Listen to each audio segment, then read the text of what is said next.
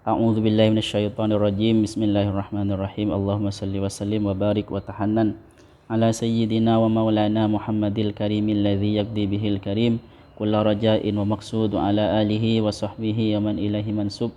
Subhanaka la ilma lana illa ma 'allamtana innaka antal alimul hakim. Rabbi zidna ilman nafi'ah warzuqna fahman mubaraka. Allahumma iftah lana futuhal arifin. Allahumma rzuqna fahman nabiyyin wa hifdzal mursalin wa ilhamal malaikatil muqarrabin. Allahumma faqqihna fid din wa 'allimna at-ta'wil waj'alna minal alimin al amilin al mukhlisin bi rahmatika ya arhamar rahimin. Alhamdulillah, kita sekarang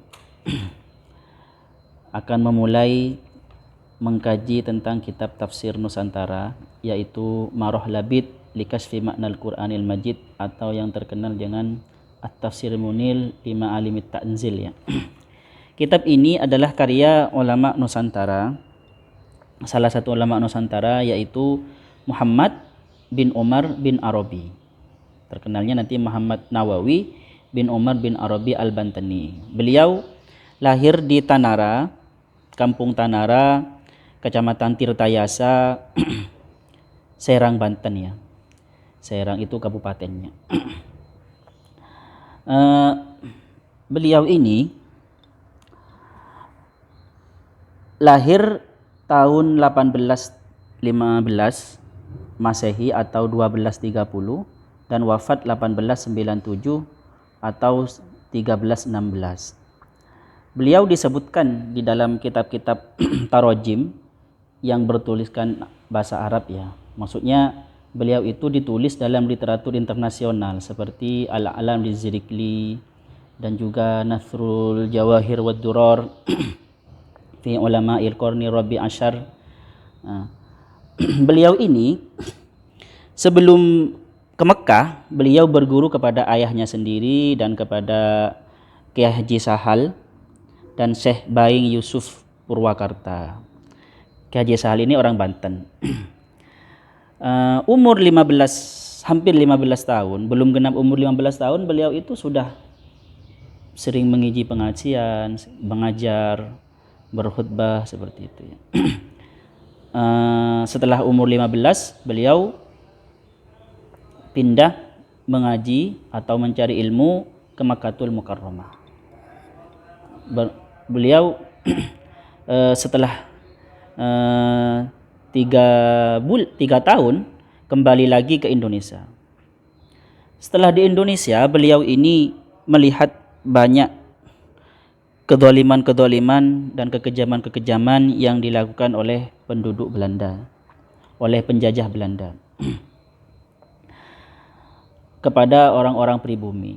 Akhirnya beliau itu tergelora hatinya, bergelora, nasionalismenya itu bergelora. Akhirnya beliau selalu mengampanyekan anti penjajah, dan beliau selalu berpidato pentingnya kita itu hidup merdeka seperti itu di masjid-masjid, di khutbah-khutbah. Akhirnya khutbah-khutbah beliau dan pengajian beliau semacam dicekal oleh Belanda.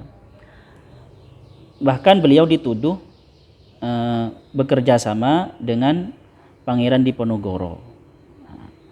Karena dicekal, akhirnya beliau ngaji lagi ke Makkah.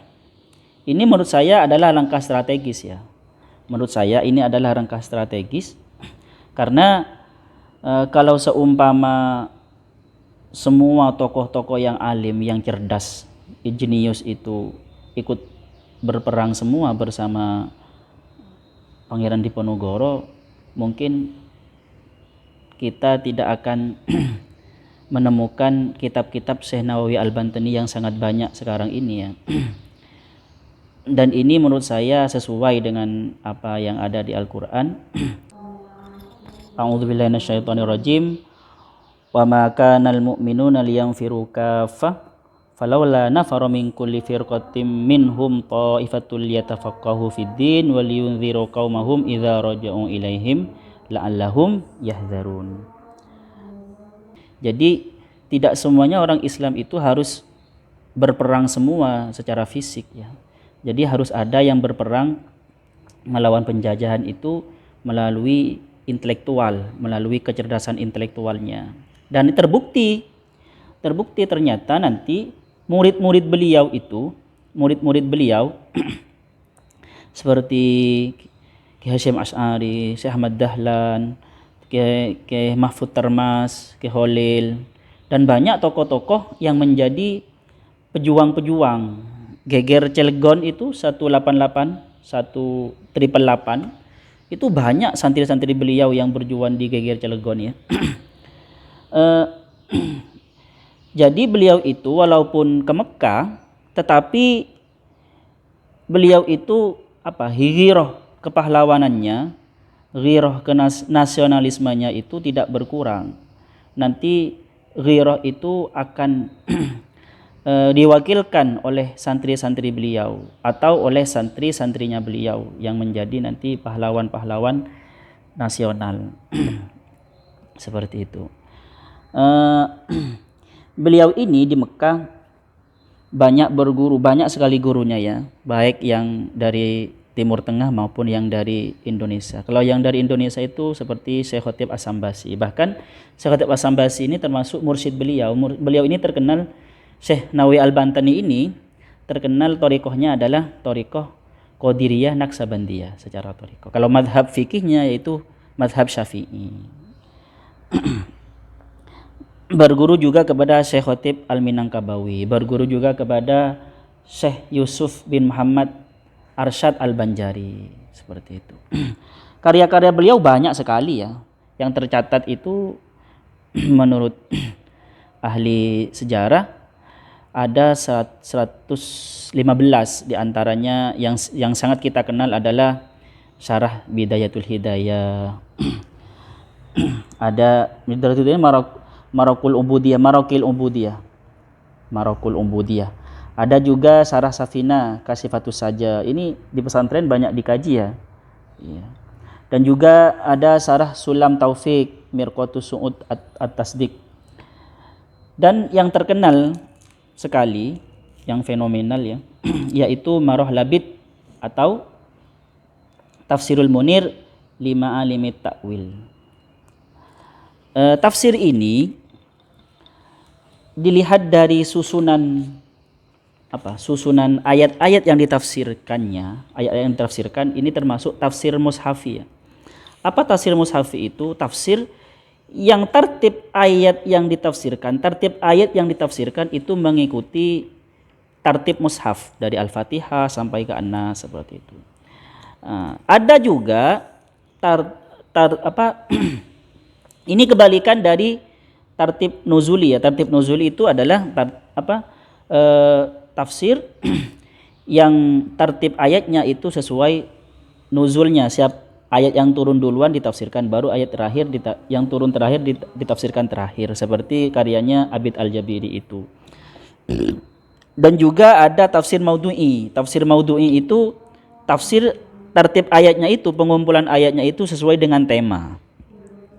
Seperti itu. Dan dilihat dari segi ininya ya, beliau ini termasuk tafsir tahlili ya. Dilihat dari luasnya pembahasannya, tafsir taslili ijmali.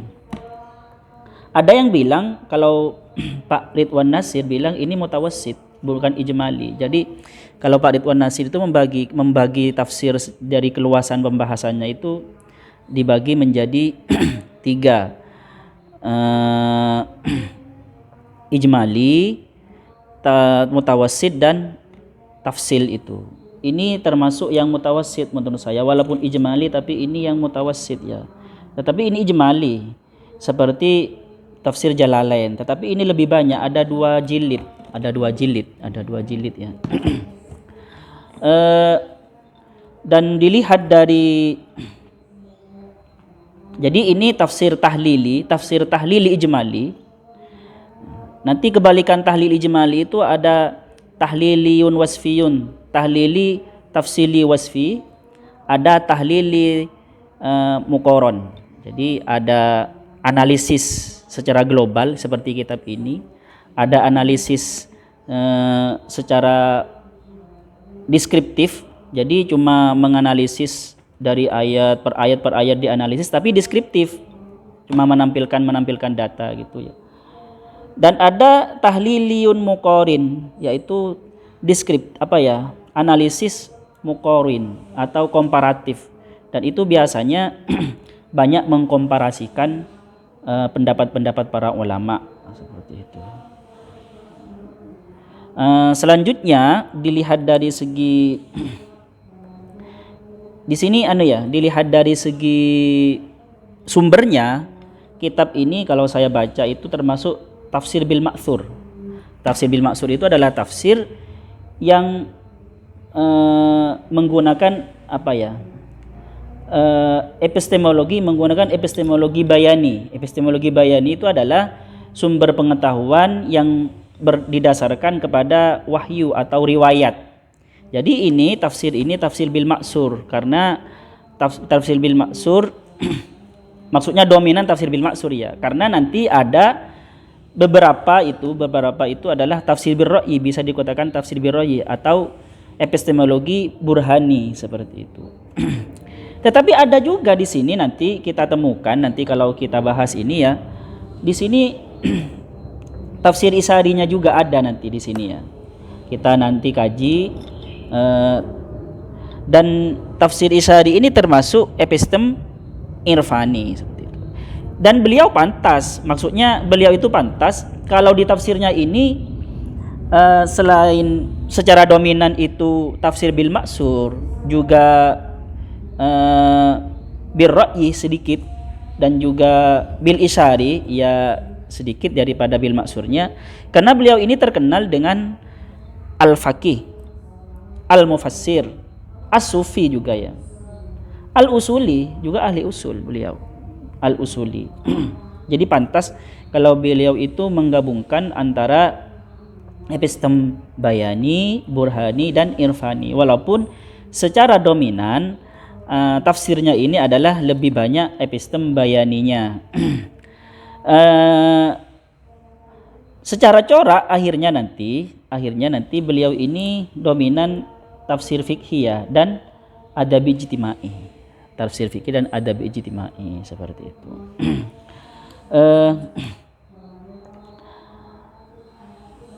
Saya cukupkan sekian untuk pertemuan kali ini. Mudah-mudahan untuk yang pertama ini ada manfaatnya dan barokah, dan seterusnya mudah-mudahan kita bisa istiqomah dalam mengkaji, mengaji, dan memahami serta mengamalkan kitab tafsir karya Syekh Nawawi Al-Bantani ini. Sampai di sini dulu. Sallallahu ayyam fa'ana ma'alimna yu'allimuna ma'lam na'lam. Assalamualaikum warahmatullahi wabarakatuh.